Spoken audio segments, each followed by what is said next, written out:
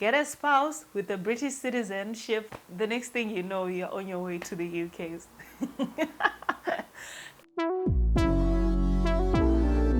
Welcome to my channel. My name is Charlene Gumbo. I work as an accountant here in London. Originally, I'm from Zimbabwe. So in today's video, I thought I would talk about my move here to the UK, how I went about the whole job application process, the visa process, and yeah, generally how the move was. So it's going to be a very chilled video. It's just chitty chatty, me just talking to you guys on how I went about the whole process. So for me, this journey starts in 2019. After I had passed my first board exam, I started applying for jobs as I was now working towards going to write my second board. So some friends of mine that I worked with at the audit firm that I was training at then told me that they'd seen some job openings at an audit firm, and also to go ahead and apply on the website and stuff. Since we were all just in the same process of trying to look for jobs, we had been looking, we had been sending CVs, hundreds of CVs, and gotten regrets. So I just went on the website and I put in my application, and then I think I also went on LinkedIn as well, and then I talked to the recruiter for that particular audit firm that I'm now working for. And then they reached back to us, and then they say they would want to interview us and stuff. And so we were excited because it looked like something was now starting to come up. And then I did the interview with the manager, and I also did an interview with the partner. The interview with the manager was very, very technical because it was a manager that I was going to work with on the jobs that I was going to do when I got in here.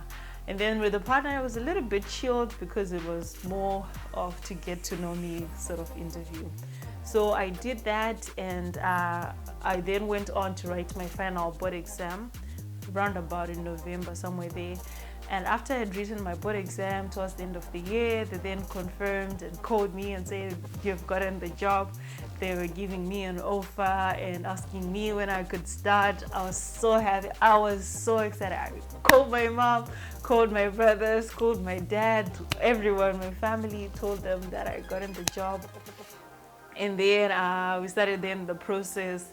So the process then started with me having to do some TB tests, English, sort of like verification that I can actually speak in English and stuff. So for me, how I did that process, normally other people take exams for it, but for me, I just had to call my university and ask them to send me a letter confirming that I did my degree in English, and I submitted that to a particular organization called NARIC, and then they looked at my certificates, my degree certificates to check if they are actually authentic and stuff, and then they issued me with the certificate to validate that I had done the degree in English indeed.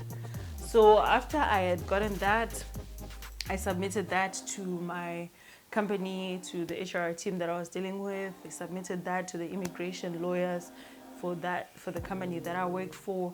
The process then started. We had to do like a little bit of a back and forth, filling in the forms and everything, like just getting all the necessary details down. So yeah, the process was pretty long. So I did that, and then I think in January, that's when I did like an interview at the visa office where they were asking me why I wanted to go, what job I'll be doing there, getting my fingerprints done as well. And so I had to go back and wait again for the visa to come out. So that was a very long process. But yeah, I'm not sure if there's an easy way. I'm sure the easiest way though to go about the visa thing is the whole 90-day fiancé thing.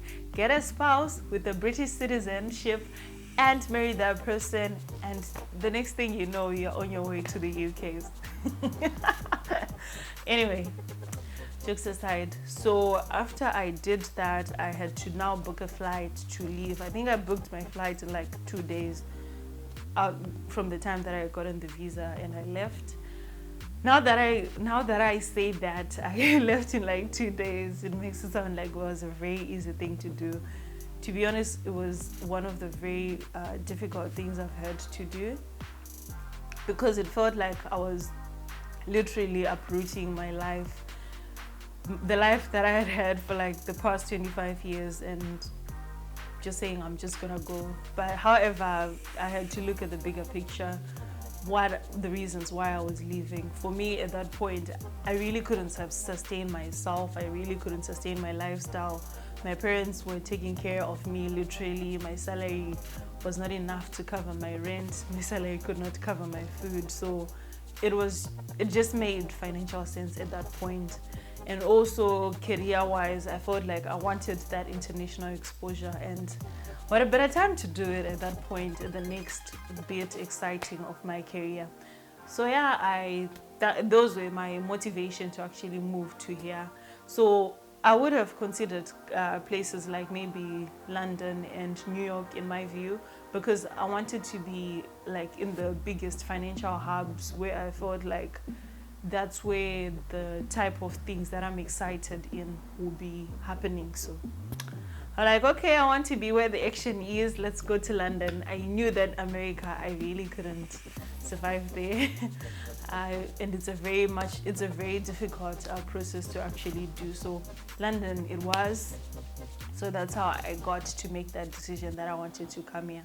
So my advice to someone who's also considering moving, I think you also need to look at why you need to actually go to that country. If London or if the UK is not for you, if it doesn't help your career in any way, I feel like you shouldn't do it just for the sake of just doing it. Of course, there's financial motivation, but it has to be something that you feel like it will help you grow in a certain way.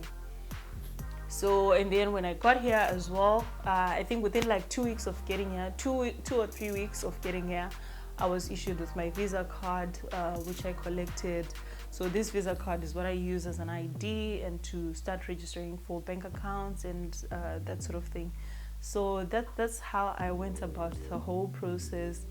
And then also for in my company as well, I was given a relocation allowance. So this is money that covers like the expenses I had incurred already to get my medicals done, to get the English certification done, for my flight, and also for someone who may be moving and without accommodation, it covers their accommodation. So this definitely differs from company to company, but most companies do offer this relocation because they understand that we will be coming from a very difficult position. So sometimes you can't really sustain the life here if you're just coming with no money or anything like that. You need some sort of cushion for you to be able to settle in. So that's it with the whole process. And then lastly, I would just give advice to maybe someone who's an accounting student. Maybe you're doing your degree currently, and maybe at some point you think of moving and coming to the UK. I'd say when you're looking for jobs now as an accountant, try to look for jobs with the big audit firms or even audit firms like BDO and Grant Thornton. Those are also big names that are known globally. It makes the process a bit easier. Of course, opportunities are different. God gives us things in different ways, but the easiest job to get if you are coming from a foreign country is an audit job. And for you to get an audit job, you need to demonstrate that you have that audit experience. And most of the companies that they normally hire from is KPMG, Ernst & Young, PwC, EY, those firms that I've listed. So that is how I went about the process. If you found any value in this video, please do like it. It helps with the algorithm. If you feel like you know someone who needs to know this information, do share the video and also subscribe, turn on your notification bell. I'll catch you on the next video that I do. So looking forward to it. So thank you so much for watching. Bye. Take care.